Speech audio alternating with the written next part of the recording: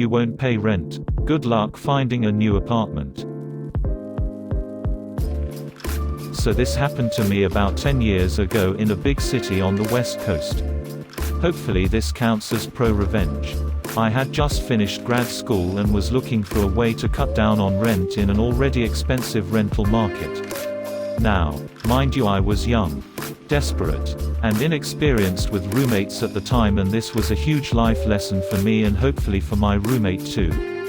I placed an ad for a roommate on Craigslist, which in hindsight wasn't a smart move. Enter bad roommate. Bad roommate was a few years older than me and at first seemed really cool with a stable job as a licensed masseuse. After interviewing her, hitting it off really well and getting to know each other for about a month. We rented a loft in downtown around October with the agreement rent, utilities would be split. Around the time our first rent was due November, bad roommate said that her work had been slow and she would pay rent in the next 2 weeks. Luckily I had enough in savings so I covered rent. Well, the 2 weeks came and went and still no rent. When I asked her about the rent, she yelled obscenities and accused me of being abusive and harassing her. No kidding. While claiming she didn't have money for rent.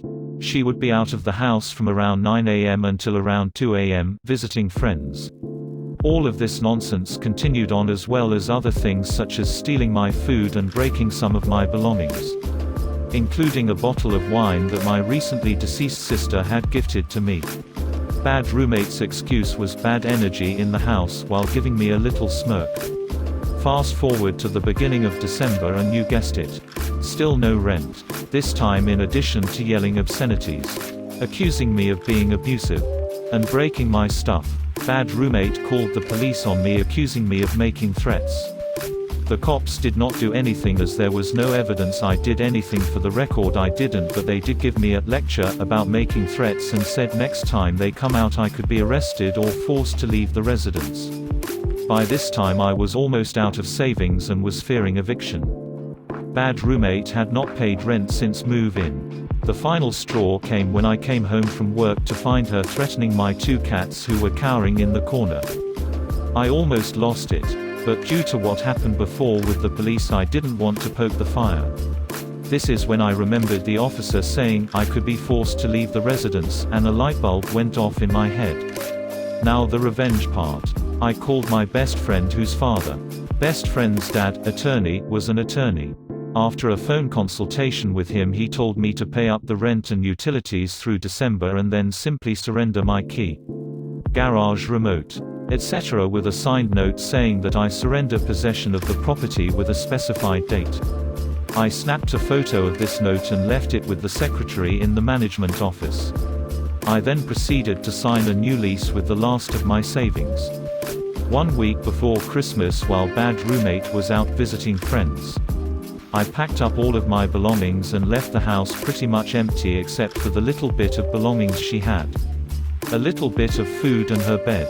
After about 2 days of angry voicemails, texts, and missed calls from bad roommate telling me what a horrible and irresponsible person I was to do this. Boom, dead silence until April. In April I was served with a summons for breach of contract for abandoning the lease by the landlord. I contacted the attorney aka best friend's dad and filed a response to the court with a hearing date set in late May. I showed up to the hearing with my friend's dad attorney and his 2, I'm guessing they were assistants. Bad roommate was also there looking smug, think wine bottle incident smirk. Next thing I know, the other attorney announces they are dismissing me from the lawsuit since I surrendered possession of the property, but they were not dismissing it against bad roommate. Bad roommate's face went gaunt. The smirk disappeared and it was priceless. After some back and forth with her almost getting held in contempt of court for outbursts, the judge ruled against my roommate with full judgment awarded to the landlord. The first cherry on top, best friend's dad represented me pro bono. The final cherry on top, I came to find out a month later via an angry voicemail from bad roommate that after being kicked out of a friend's house while couch surfing, her credit was trashed. She had an eviction on her record, and subsequently could not get another apartment, and that again I was a horrible irresponsible person. I never heard from her again afterwards, but she was on the news a few months later, mugshot and all, for trashing a convenience store. Last I heard, she moved to Las Vegas. In the end my credit did take a small hit. Even though the suit was dismissed, the debt was put into collections and reported to the credit bureau. For the next 4 years I tried unsuccessfully to have it removed. At the 4-year anniversary of the lawsuit, I petitioned the credit bureau under the advice of my friend's dad, attorney, to clear my record, as the statute for filing suit had expired at the 4-year mark. Failure to comply with the request would result in a lawsuit against the credit bureau for slander of credit. To be honest, I just followed his instructions, not knowing what I was even talking about. A couple days later I received a call that my record had been cleared. Long story, but in the end it was worth it to get back at an otherwise horrible person. She sounds terrible. I oddly pictured her as an evil Phoebe from Friends. Must be the masseur's job. She really was. The animal abuse was too much to stomach. Whoa, they just let you out of the lease because you left early? My landlord would laugh and say, cool, you can leave if you want. But you still signed a lease to pay rent for a year. You will still need to make rent payments. Yeah, that part confuses me. It looks you really dodged a bullet with that woman. Well done. Happy khaki day. God bless your friend's dad. True hero. The importance of knowing a lawyer.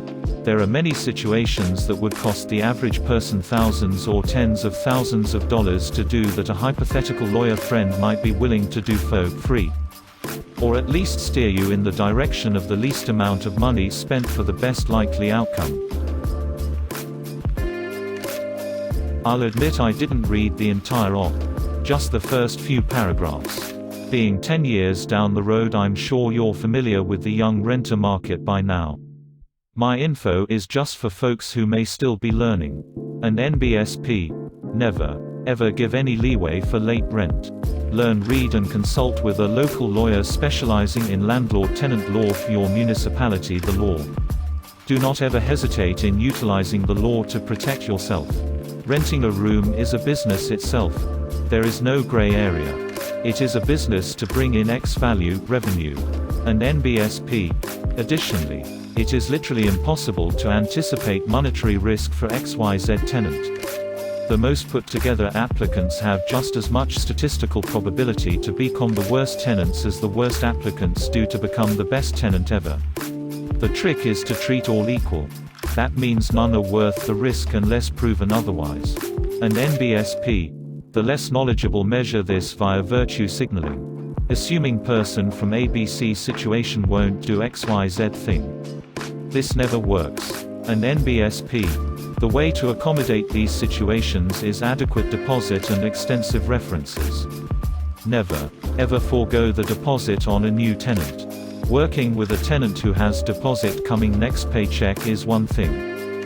Falling for BS from people who have no ties is another. Tenant. Lawyers FTW.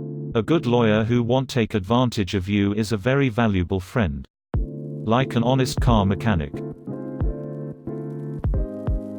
It makes you wonder why some people think that they can just stay for free with the "what do expect me to do" attitude. The problem is that it often works. As an L&T attorney, I have seen loads of professional non-payers. People who know it takes months to kick someone out for not paying, so they go from property to property and just move every 3 to 12 months depending on how gullible to LL is and how much they're able to throw sands in the gears of the eviction process. For some reason, when people see homeless people on the streets, especially the more aggressive panhandler types, people just think they're down on their luck. Housing's too expensive. This is Trump's America. Or whatever. I usually tend to think they're more likely to be like OP's bad roommate. I think the same thing when I see these people playing the veteran card. I think about the lazy shitbags I served with. And realize that this person was probably one of them. Why wouldn't you just say Craigslist? Like, do you really need to be coy about it? I can kinda understand the people who do this with their employer as if they're going to be tracked down and fires. But seriously, being mysterious about posting an ad on Craigslist is one of those things that sets off the bullshit alarm. Many of the Storytime subs have rules that ban using business names. It occasionally spreads to other creative writing subs like Legal Advice or the Revenge sub.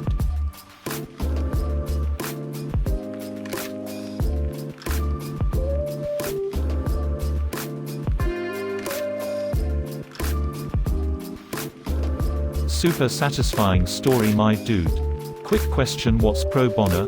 Pro bono is when an attorney represents someone free of charge. Great for op as op didn't have to pay legal fees, which can be very expensive. This is exactly the reason to have the sublease built into the lease agreement. That way you are only responsible for your portion. Landlords have absolutely no incentive to agree to this.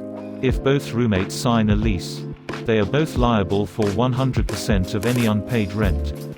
So if one is a shitbag or broke, the LL can go after the other. No way a right-thinking LL would agree to cut his possible recovery in half. I don't think it counts as pro-revenge. You didn't go above and beyond to get revenge. You just did what you needed to do legally to get put of the situation. You weren't the one who sued her or ruled against her. And even those things don't count as pro-revenge. Legal recourse isn't pro-revenge. You must be awesome at parties. Please, what state is this? I'm in a similar situation and need help. My lawyer told me in my state I just get up and leave, and so far the legal advice subreddit has only told me I screwed myself by trusting people.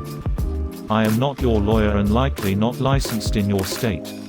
But in some states, if you abandon your lease, you are only liable for the costs your LL incurs in finding a new tenant, broker's fees, listing fees, etc., and unpaid rent for the time between your moving out and the new tenant moving in.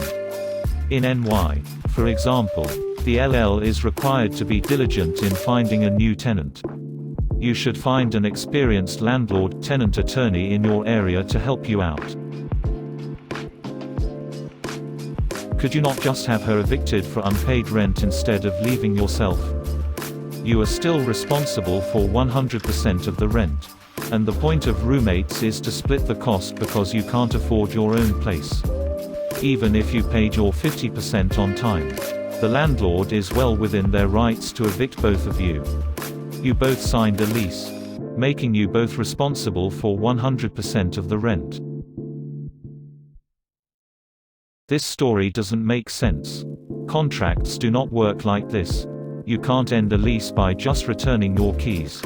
True, but if you do, the landlord's remedy is to sue for the costs of re-renting and unpaid rent until they find a new tenant. In OP's case, the LL had a tenant already, the bad roommate, and so couldn't have recovered against OP.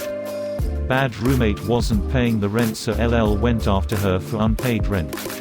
LL could not have gone after BR for unpaid rent and OP for lost rent, because that would have been unjustified enrichment, as LL would be getting paid twice for unpaid rent and for lost rent.